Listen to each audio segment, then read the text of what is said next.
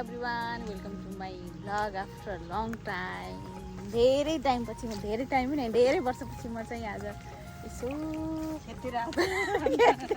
Vlog बनाऊ भन्ने सोचेँ। स्टार्टिङ गर्छु अब त विदेश गएपछि बिर्सिसकेँ केबाट स्टार्टिङ गरौँ भन्ने सोचिरहेको थिएँ, थिङ्किङ गरिरहेको थिएँ। आज मौका मिल्यो कि खेतबाट म भ्लग सुरु गर्दैछु।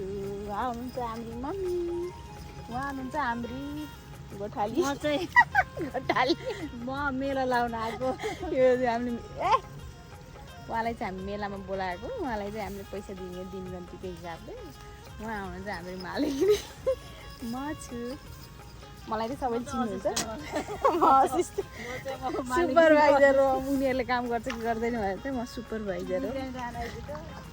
देख्न सक्नुहुन्छ हाम्रो वा खेतबारी यस्तो दामी छ। अहिले धानको सिजन छ, यता घर बन्दैछ।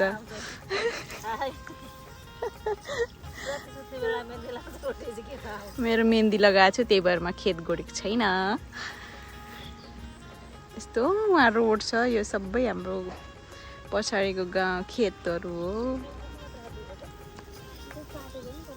यसरी झार गोड्छौँ है हामीहरूले चाहिँ।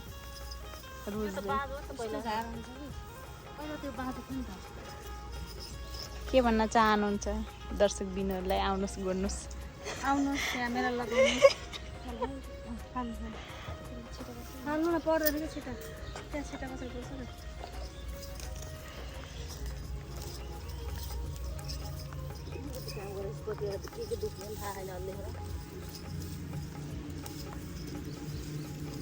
हाम्रो करेसाबारी कागती, त्यो पनि कागती लेमन, यो पपाया मेवा, कागती मेवा।